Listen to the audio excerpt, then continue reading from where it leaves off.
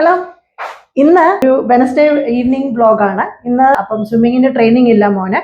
അതുകൊണ്ട് എനിക്ക് വീട്ടിലൊക്കെ ചെയ്യാനുള്ള സംഭവങ്ങളൊക്കെ ചെയ്യുന്ന ദിവസമാണ് വെനസ്ഡേ. ഒന്നുകിൽ ഞാൻ റെസ്റ്റ് ഡേ റിലാക്സ് ചെയ്തിരിക്കാൻ നോക്കും. പക്ഷേ ഇന്ന് എനിക്ക് ഡോഗ്സിനെ വാക്സിനേഷന് കൊണ്ടുപോകണം. അങ്ങനെ എല്ലാ ഡോഗ്സിനെയും കാറ്റ്സിനെയും എല്ലാം കൂടെ എനിക്ക് ഒരുമിച്ച് കൊണ്ടുപോകാൻ പറ്റത്തില്ല. ഞാൻ ജസ്റ്റ് ഡോഗ്സിനെ മാത്രം കൊണ്ടുപോകും. പിന്നെ കാറ്റ്സിനെ കൊണ്ടുപോകാൻ എനിക്ക് ഒരു കാരിയറേ ഉള്ളത് കൊണ്ട് ഞാൻ ഓരോരുത്തരെ ഓരോ ദിവസം കൊണ്ടുപോകണം. അപ്പോൾ ഇന്നത്തെ പരിപാടികൾ അതാണ്. മോനെ സ്കൂളിൽ നിന്ന് വിളിക്കണം, ഗ്രോസറി ഷോപ്പിംഗ് ഉണ്ട്, അത് കഴിഞ്ഞ് തിരിച്ചു വന്ന് കുക്ക് ചെയ്യണം, അതിൻ്റെ ഇടയ്ക്ക് ഒരു സെൽഫ് കെയർ ഉണ്ട്. ചായയൊക്കെ കുടിച്ച് നമ്മൾ റിലാക്സ് ഒക്കെ ചെയ്ത് കഴിഞ്ഞേച്ച് രാത്രിയിലത്തെ ഡിന്നറൊക്കെ കഴിഞ്ഞിട്ട് ഡോഗ്സിനെ കൊണ്ട് വാക്സിനേഷന് പോകണം. അപ്പോൾ അതാണ് ഇന്നത്തെ വീഡിയോയിൽ. പണികളൊക്കെ തീർത്ത് കാറിന് പോകാനായിരുന്നു വിചാരിച്ചത്. പക്ഷേ ഞാൻ പണിയൊക്കെ തീർത്തുമ്പോഴത്തേക്ക് ലേറ്റായി. ഹസ്ബൻഡാണ് സാധാരണ മോനെ വിളിക്കാനായിട്ട് പോകുന്നത്. അപ്പം ഞാനും ചാടി കയറി സ്കൂട്ടറിൽ. ഇതാകുമ്പം എളുപ്പം പോയിട്ട് വരുമോ, ലേറ്റ് ആയതുകൊണ്ട് ഭയങ്കര ആ സ്കൂളിൻ്റെ ആ ഭാഗത്തോട്ടൊക്കെ ചെല്ലുമ്പോഴത്തേക്ക് ഭയങ്കര ബ്ലോക്കാകും. അപ്പം നമ്മൾ ഒരു ഡീവിയേഷനൊക്കെ എടുത്ത് കുറുക്ക് വഴി കൂടെ ഒക്കെയാണ് സ്കൂളിൽ ചെല്ലുന്നത്. മെയിൻ റോഡിൽ കൂടെ പോയാൽ ട്രാഫിക് സിഗ്നൽ ഒക്കെ ബ്ലോക്കാകും. ഏതായാലും അവർ ഹസ്ബൻഡ് മോനെ വിളിക്കാനായിട്ട് സ്കൂളിലോട്ട് പോയ സമയത്ത് ഞാനെന്നാ ഓർത്തു ഗ്രോസറി ഷോപ്പിംഗ്, വെജിറ്റബിൾസൊക്കെ വാങ്ങിച്ചാൽ അത്രയും ആ പണി അങ്ങ് തീരുമല്ലോ. അപ്പം നമ്മൾ വെജിറ്റബിളൊക്കെ സ്ഥിരമായിട്ട് വാങ്ങിക്കുന്നൊരു കടയാണിത്. ഇവിടെ ആകുമ്പം അധികം ആളൊന്നും കാണത്തുമില്ല. എനിക്ക് ഇതൊക്കെ നോക്കി ആലോചിച്ചൊക്കെ വാങ്ങിക്കാൻ പറ്റും. അപ്പം എൻ്റെ ബേർഡ്സിനുള്ള എല്ലാ ലീവ്സും നമുക്ക് ആവശ്യം 2-3 ദിവസത്തേക്കുള്ളത് മാത്രമേ ഞാൻ വാങ്ങിച്ച് വെക്കാറുള്ളൂ. വെനസ്ഡേയ്സും സാറ്റർഡേയ്സുമാണ് ഞാൻ സാധാരണ ഷോപ്പിംഗ് ചെയ്യാറുള്ളത്. കാരണം നമ്മൾ ആ 2 ദിവസം കൊണ്ട് മോസ്റ്റ് ഓഫ് ദ വെജിറ്റബിൾസ് നമ്മൾ യൂസ് ചെയ്യും. അപ്പോൾ പിന്നെ വെറുതെ വാങ്ങിച്ച് ഫ്രിഡ്ജ് വെച്ച് അല്ലെങ്കിൽ ഇവിടെ കൊണ്ടുവന്ന് വെക്കുമ്പോഴത്തേക്ക് അതങ്ങ് അഴുക്കായി പോവുമല്ലേ. നേരത്തെയൊക്കെ നമ്മൾ നാട്ടിൽ വന്ന സമയത്ത് സൂപ്പർ മാർക്കറ്റിലോ അല്ലെങ്കിൽ ലുലു മാളിലോ ഒക്കെ പോയായിരുന്നു നമ്മൾ ഈ വെജിറ്റബിൾസൊക്കെ വാങ്ങിക്കുന്നത്. പക്ഷേ അവിടെ നിന്ന് വാങ്ങിക്കുമ്പം എനിക്ക് ഫീൽ ചെയ്തിട്ടുള്ളത്, നമ്മളവിടെ ഒരു ടെമ്പറേച്ചർ കൺട്രോളിൽ ഇതിനകത്തിലല്ലേ ആ സംഭവങ്ങളെല്ലാം വെച്ചേക്കുന്നത്. അത് നമ്മൾ വീട്ടിൽ കൊണ്ടുവന്ന് സാധാരണ ഒന്നുകിൽ പുറത്ത് അല്ലെങ്കിൽ ഫ്രിഡ്ജിൽ വെച്ചാൽ അത് ഒറ്റ ദിവസം കഴിയും, പിറ്റേ ദിവസം മുതൽ അത് കറന്ന് അഴുക്കാകാൻ തുടങ്ങുന്ന പോലെ എനിക്ക് തോന്നിയിട്ടുണ്ട്. നിങ്ങൾക്കൊക്കെ എങ്ങനെയാണെന്ന് എനിക്കറിയത്തില്ല. പക്ഷേ എനിക്കങ്ങനെ തോന്നിയതുകൊണ്ട് ഞങ്ങൾ പിന്നെ ഇത് സാധാരണ ഫാമേഴ്സിൻ്റെ അടുത്ത് ഇങ്ങനെയുള്ള കടകളിൽ നിന്ന് ലോക്കലായിട്ട് സെല്ല് ചെയ്യുന്ന ആൾക്കാരുടെ നിന്ന് വാങ്ങിക്കാൻ തുടങ്ങി. ശരിക്കും പറഞ്ഞാൽ നല്ല ഫ്രഷ് ആയിട്ടുള്ള സാധനങ്ങൾ ഇങ്ങനെയുള്ള കടകളിലൊക്കെ ഇവിടെ കിട്ടും. ഇവിടെ ഒത്തിരിയും ചെറിയ ചെറിയ കടകളുണ്ട് ഇങ്ങനെ വെജിറ്റബിൾസും ഫ്രൂട്ട്സും ഒക്കെ വാങ്ങിക്കാൻ കിട്ടുന്നത്. പിന്നെ എക്സോട്ടിക് ആയിട്ടുള്ള ഫ്രൂട്ട്സ് ഒന്നും വാങ്ങിക്കാൻ കിട്ടുകയില്ലെന്നുള്ളതേ ഉള്ളൂ. അത് നമ്മൾ വലിയ കടകളിലൊക്കെ പോയി വാങ്ങിച്ചാലേ പറ്റത്തുള്ളൂ. പക്ഷെ നമുക്കിതൊക്കെ മതിയല്ലോ.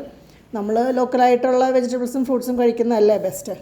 ഞാനിവിടുത്തെ സാധനങ്ങളൊക്കെ വാങ്ങിച്ച് ബില്ലൊക്കെ പേ ചെയ്ത് വേഗം അങ്ങോട്ട് ചെല്ലട്ടെ. ചിലപ്പോൾ അവർ വന്ന് നിൽപ്പുണ്ടായിരിക്കും അവിടെ. ഓക്കെ, വന്നു. ഇപ്പോൾ എല്ലാവരും ബസ്സൊക്കെ പോയി. ഇപ്പം പിള്ളേർ എല്ലാവരും പോകുന്ന സമയമാണ്. ഞങ്ങൾ ഈ അമ്മച്ചിയുടെ കയ്യിൽ നിന്നാണ് ബോയിൽഡ് പീനട്ട്സ് വാങ്ങിക്കുന്നത്. ഇപ്പോൾ ബോയിൽഡായിട്ട് വാങ്ങിക്കുമ്പം കുറച്ച് പൈസയാകും. പക്ഷേ എന്നാലും എളുപ്പത്തിന് ഞാനത് അങ്ങനെ അങ്ങ് വാങ്ങിക്കും. അല്ലാണ്ടും വാങ്ങിക്കാൻ പറ്റുള്ളൂ. നമ്മൾ വീട്ടിൽ കൊണ്ടുപോയി കഴുകി വൃത്തിയാക്കിയിട്ട് ബോയിൽ ചെയ്യണം. ഞാൻ ആദ്യമായിട്ടാണ് ഇവർ സ്കൂളിൽ നിന്ന് വിളിച്ചുകൊണ്ട് വരുന്ന സമയത്ത് ഇതുപോലെ സ്കൂട്ടറിൽ പോകുന്നത്. അപ്പോൾ അവന് ഭയങ്കര ഹാപ്പി ആയിട്ട് ഇങ്ങനെ ചിരിച്ച് പുറകിലിരിക്കാൻ പറ്റില്ല. അല്ലാത്ത സമയത്ത് അവൻ ഫ്രണ്ടിലേ നമ്മൾ ഇരുത്താറുള്ളൂ, പുറകിൽ അവനെ തന്നെ ഇരുത്താറില്ല. ഇന്ന് ഹെൽമെറ്റൊന്നും ഇല്ലാണ്ട് ആശാൻ കാറ്റൊക്കെ കൊണ്ട് ഇങ്ങനെ ഇരിക്കുകയാണ്. അപ്പോൾ അവന് ഭയങ്കര ഹാപ്പി ആയിട്ട് ഇങ്ങനെ പറയുമായിരുന്നു, ഡെയിലി എനിക്ക് പുറകിൽ ഹെൽമെറ്റ് ഇല്ലാണ്ടിരിക്കണമെന്ന്. അങ്ങനെ പറ്റിയല്ലോ, ഹെൽമെറ്റൊക്കെ വെച്ചിട്ടല്ല പോകാൻ പറ്റുള്ളൂ. എനിവേ, നമ്മളിപ്പം വീട്ടിലൊക്കെ എത്തി. അപ്പം നമ്മൾ വഴിക്ക് വെച്ച് നമ്മൾ ചിക്കനോ വാങ്ങിക്കുന്ന ആ കടയിലെ ചേട്ടൻ വിളിച്ച് പറഞ്ഞിട്ടുണ്ടായിരുന്നു ചിക്കൻ ഡെലിവറി ചെയ്തിട്ടുണ്ടെന്ന്. അപ്പം വന്ന് ഇരിപ്പുണ്ട്. ഇവിടെ ഇങ്ങനെ പുറത്ത് വെക്കുമ്പോൾ സാധാരണ നമ്മളുള്ളപ്പോഴേ ഇവിടെ വെക്കാറുള്ളൂ. ഇവിടെ അപ്പുറത്തെ പൂച്ചകളൊക്കെ വന്ന് ഒരു പ്രാവശ്യം ഇങ്ങനെ വെച്ചപ്പം മൊത്തം അടിച്ചുകൊണ്ട് പോയിട്ടുണ്ട്. ഞാൻ തിരിച്ച് വന്നപ്പോഴത്തേക്ക് ഓൾറെഡി തിന്നാൻ തുടങ്ങിയവർ. പിന്നെ ഞാൻ ഡിസ്റ്റർബ് ഒന്നും ചെയ്യാൻ പോയില്ല. അവർക്ക് 2-3 കഷ്ണം ഇട്ട് കൊടുത്താൽ മതിയല്ലോ. വെജിറ്റബിൾസ് വാങ്ങിക്കുമ്പോൾ ഞാൻ വന്ന് ഉടനെ തന്നെ ഇത് ഫ്രിഡ്ജ് വെക്കുന്നതിന് മുന്നേ ഇതൊക്കെ ക്ലീൻ ചെയ്ത് ഇതിൻ്റെ ഇലയുടെ അടിയിലത്തെ വേരുകളെല്ലാം വെട്ടിക്കളഞ്ഞാണ് ഞാൻ കഴുകിയിട്ടാണ് വെക്കുന്നത്. മിൻറ്റ് ലീഫ് വാങ്ങിക്കുന്ന സമയത്ത് ഞാൻ സാധാരണ ചെയ്യുന്ന പരിപാടിയാണ്, അതിൻ്റെ ലീഫുകളൊക്കെ എടുത്ത് മാറ്റി വെച്ച് തണ്ട് മാത്രമായിട്ട് എടുത്തിട്ട് ഞാൻ കുപ്പിക്കകത്ത് ഇട്ട് വെക്കും. അത് നമുക്ക് പ്രൊപ്പഗേറ്റ് ചെയ്യാൻ പറ്റും. ഈസി ആയിട്ടുള്ളൊരു മെത്തേഡാണ്. ഞാനത് സാധാരണ മിക്കവാറും ചെയ്യാറുണ്ട്. ഇങ്ങനെ പല പല ഗ്രോ ബാഗുകളായിട്ടൊക്കെ ഞാൻ പ്ലാൻ ചെയ്യാറുണ്ട്. പക്ഷേ ഒരു കുഴപ്പമേ ഉള്ളൂ, ഓരോരോ ഗ്രോ ബാഗിനകത്തിൽ വെക്കണം. അല്ലെങ്കിൽ ഇതൊരു വീട് പോലാണ്. ഏതെങ്കിലുമൊക്കെ ചെടിയുടെ ഇടയ്ക്ക് ഇട്ട് കഴിഞ്ഞാൽ ഭയങ്കരമായിട്ട് ഇത് കാട് പോലെ അങ്ങ് കിളിച്ച് മറ്റുള്ള ചെടികളെല്ലാം നശിപ്പിക്കും ഈ മിൻറ്റ് ലീഫ്. അപ്പോൾ ഒരു പോട്ടിനകത്തോ അല്ലെങ്കിൽ ഒരു ഗ്രോ ബാഗിനകത്തിലൊക്കെ നട്ടാൽ അത് അതിനകത്ത് തന്നെ ഇരുന്നോളും. അങ്ങനെ ഞാൻ കുറേ നട്ടൊക്കെ വെച്ചിട്ടുണ്ട്. ഞാനത് കിളുത്തൊക്കെ ആയി കഴിയുമ്പോൾ, ഇതിൻ്റെ റൂട്ടൊക്കെ ആയി കഴിയുമ്പോൾ ഞാൻ കാണിക്കാം. അപ്പം ചായയൊക്കെ കുടിച്ച് റിലാക്സ് ചെയ്ത് കഴിഞ്ഞ് വൈകിട്ടത്തേക്കുള്ള ഡിന്നറിന് വേണ്ടിയ സംഭവങ്ങളൊക്കെ ഞാൻ ഉണ്ടാക്കുവാണ്. ഇവിടെ ഞാൻ മാത്രമേ ഉള്ളൂ നമ്മളെ നാട്ടിലെ ചോറൊക്കെ കഴിക്കുന്ന ഇഷ്ടമുള്ളത്. പിള്ളേർക്കും എൻ്റെ ഹസ്ബൻഡൊക്കെ അവർക്കൊക്കെ ഈ ഇവിടുത്തെ വെളുത്ത ചോറാണ് ഇഷ്ടം. നമ്മുടെ അരിയൊന്നും അവർ കഴിക്കുകയില്ല. അപ്പം അതൊക്കെ ഈസിയാണ് ഉണ്ടാക്കാനും. പിന്നെ ഇന്ന് ഉദ്ദേശിക്കുന്നത് ഫിഷ് ഫ്രൈയും ചേനമെഴുക്കുവരട്ടി. എൻ്റെ ഫേവറേറ്റാണ് ചേനമെഴുക്കുവരട്ടി. ഉണ്ടാക്കാൻ ഇഷ്ടമല്ലെന്നുള്ളതേ ഉള്ളൂ. എന്ന് വെച്ചാൽ അത് അരിയാനൊന്നും പിടിക്കാനോ ഒന്നും ഇഷ്ടമല്ലെന്നുള്ളതേ ഉള്ളൂ, കൈ ചൊറിയുന്നതുകൊണ്ട്. അതിനാണ് ഞാൻ എണ്ണ ഫുള്ള് തേച്ചിട്ടാണ് ഇതിലൊക്കെ ഞാൻ തൊടുകയുള്ളൂ. പിന്നെ ഇത് കഴുകുമ്പോൾ ഞാൻ വെള്ളം ഇട്ട് ഞാൻ അതിനകത്ത് കൈയിടാറില്ല, കാരണം അന്നേരമാണ് ഏറ്റവും കൂടുതൽ ഇത് ചൊറിയുന്നത്. അപ്പോൾ നമ്മൾ ജസ്റ്റ് സ്പൂണൊക്കെ ഇട്ട് ഇളക്കിയൊക്കെ വെക്കാറുള്ളതേ ഉള്ളൂ. ഇത് പിന്നെ ഉള്ളിയൊക്കെ ചതച്ച് ഞാൻ അങ്ങനെ അങ്ങ് ഇടുവാണ്. ഞാനിനി ഗ്രൈൻഡറും ചതച്ചൊന്നും എടുക്കാനൊന്നും പോകുന്നില്ല. നമ്മളെല്ലാം എളുപ്പപ്പണികളാണ് പെട്ടെന്ന് ചെയ്യാനുള്ളതിന്. കുറച്ച് കറിവേപ്പില പറിക്കാൻ പോവാം. ചേന ഇതിനകത്തിൽ ആഡ് ചെയ്യാനായിട്ട്. അയ്യോ, അന്നേരം ചാടി ഇറങ്ങി. ആച്ചി ബാഡ് ബോയ് ആച്ചി. താക്കോലെടുക്കട്ടെ പണ്ണച്ചെറുക്കൻ. ഏത് വഴി ഇറങ്ങി പോകുന്നതാണെന്ന് അറിയത്തില്ല. അന്നേരം നുളഞ്ഞിറങ്ങും എങ്ങനെയാണല്ലോ അതിനകത്തൂടെ. എത്ര കെയർഫുള്ളായിട്ട് തുറന്നാലും ഇവൻ ഏത് വഴിയായാലും ചാടും. ഇതുപോലെ തന്നെയാണ് ഞങ്ങളുടെ. ഏതായാലും അവൻ ഇറങ്ങി, എന്നാൽ പിന്നെ നീ ഇറങ്ങിക്കോ. ചാരുന്ന് ഞങ്ങൾ വിളിക്കുന്ന എൻ്റെ വീട്ടിലെ വെളുത്തയും കറുപ്പുമുള്ള ഒരു പൂച്ചയുണ്ടല്ലോ, അവനെയാ. ചാർലി എന്നാണ് അവനെ പേര്. കറിവേപ്പില പറിക്കാൻ വരുന്നോടാ. ജൂഡി ഇപ്പം കുറയ്ക്കാൻ തുടങ്ങി. തുടങ്ങി. അവളെ മാത്രം പുറത്തിറക്കി വിട്ടില്ല, ഇനി അവൾ മൊത്തം കുറയായിരിക്കും അവിടെ നിന്നോണ്ട്. ഞാൻ കറിവേപ്പില പറിക്കാൻ എൻ്റെ ഗാർഡനിൽ ഇവിടെ പുറകിൽ സ്ഥലം എന്ന് വെച്ചാൽ ചട്ടിക്കകത്തേ ഉള്ളൂ സ്ഥലം. ഇവിടെ മൊത്തം ടൈൽസ് ആയതുകൊണ്ട് എൻ്റെ ചെടികളെല്ലാം ഞാൻ ചട്ടിക്കകത്തൊക്കെയാണ് വെച്ചേക്കുന്നത്. ഇവിടെ ഒരു കറിവേപ്പിൻ്റെ മൂടുണ്ട് ഞാനിവിടെ ചട്ടിക്കകത്ത് വെച്ചേക്കുന്നത്. അപ്പം അതിനകത്തുനിന്ന് 2-3 ഇത് പറിക്കും. ഞാൻ റേഷനെ പോലെയാണ് പറിക്കുന്നത്. ഞാൻ ലാവിഷായിട്ട് യൂസ് ചെയ്യാറില്ല, കാരണം പിന്നെ തോന്നു പോവല്ലേ. അച്ഛേ വാ.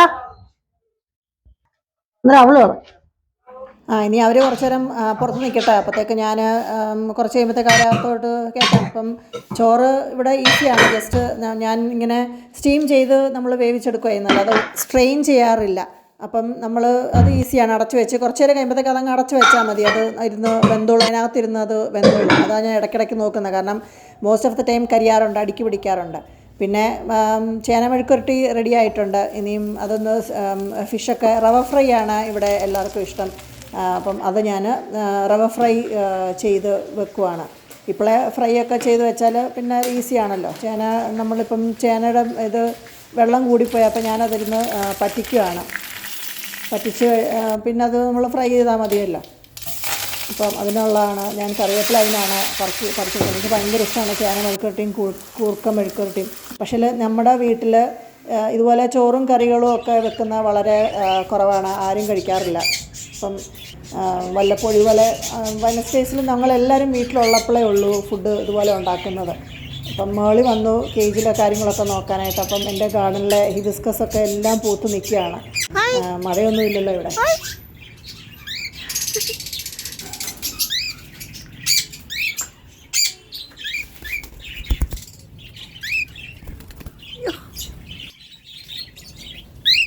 ഇതിനെ ഫുള്ള് ഞാൻ ഇന്ന് ഇവിടെ കേജിൽ വിട്ടേക്കുമായിരുന്നു.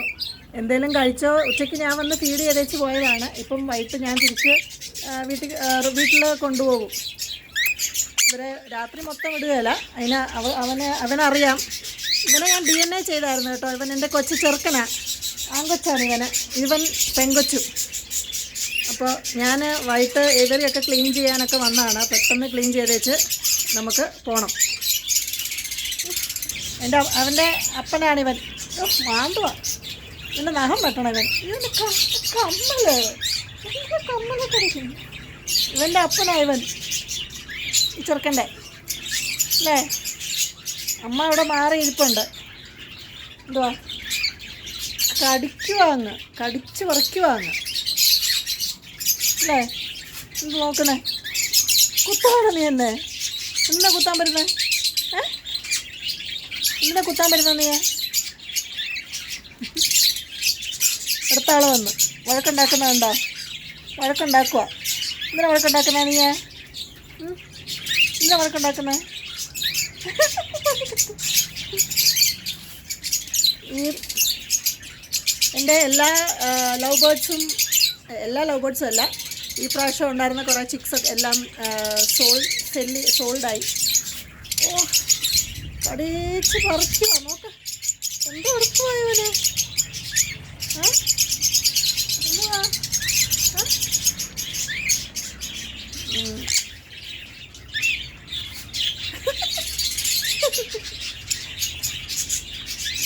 അവിടുന്ന് ഇവിടുന്ന് എല്ലാം അവിടുന്ന് ഇവിടുന്ന് എല്ലാം കടിക്കുക. വിടറാ.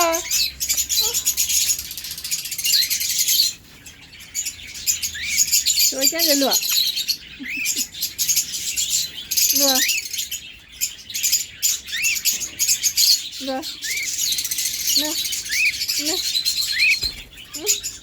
കുട്ടല്ലേ.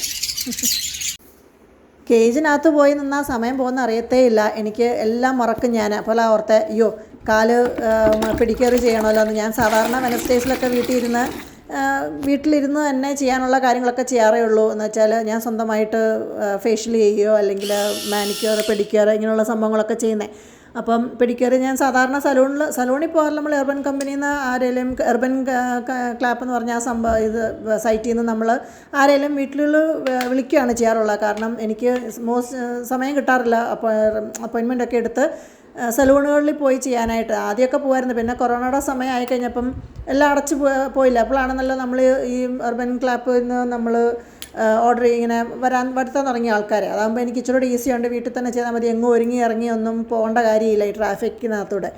അപ്പോൾ പിന്നെ ഈ സംഭവം മെഷീനൊക്കെ എനിക്ക് അവിടെ വെച്ചേ ഉണ്ടായിരുന്നു. ഞാൻ പുറത്ത് ജോലി ചെയ്തുകൊണ്ടിരുന്നപ്പോഴേ എൻ്റെ കയ്യിലുണ്ടായിരുന്നതാണ്. കാരണം അവിടെ ഭയങ്കര പൈസയാണല്ലോ. നമ്മൾ മാനിക്യൂറും പെഡിക്യൂറും ഒക്കെ എല്ലാ മാസവും ഒന്നും പോയി ചെയ്യണമെങ്കിൽ വല്ലപ്പോഴും ഒക്കെ പോയി ചെയ്യാനൊക്കെയാണ്. പക്ഷേ സ്ഥിരമായിട്ടൊന്നും ചെയ്യാൻ പറ്റത്തില്ല. പിന്നെ അവിടെ കല്ലൊന്നും ഇല്ല നമ്മുടെ നാട്ടിലെ പോലെ ഇട്ട് കല്ലുരച്ച്.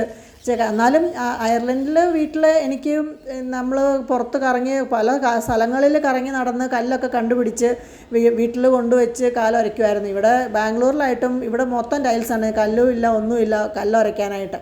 പൊക്കിക്കൊണ്ട് വരണമെന്നൊക്കെ ഉണ്ട്. പിന്നെ സെക്കൻഡ് ഫ്ലോർ വരെ വരെ കല്ലൊക്കെ പൊക്കിക്കൊണ്ട് പോകണ്ടേ.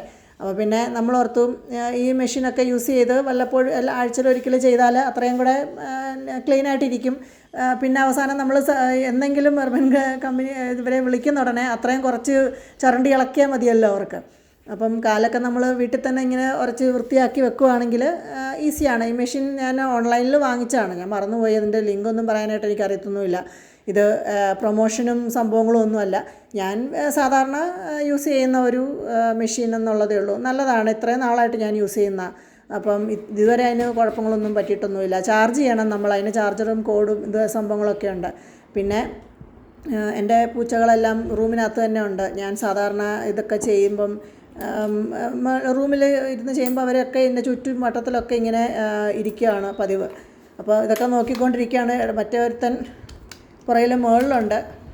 അലമാരയുടെ മുകളിൽ കയറിയിരിക്കുക. അവന് കിട്ടിയ ചാൻസാണ് തുണിക്കടയിലും അവിടെ ഇവിടെ എല്ലാം കയറിയിരിക്കുക എന്നുള്ളത്. നമ്മൾ ഈ റൂമിൽ സാധാരണ പൂച്ചകളെ അങ്ങനെ കയറ്റാറില്ല, ബെഡ്റൂമിൽ.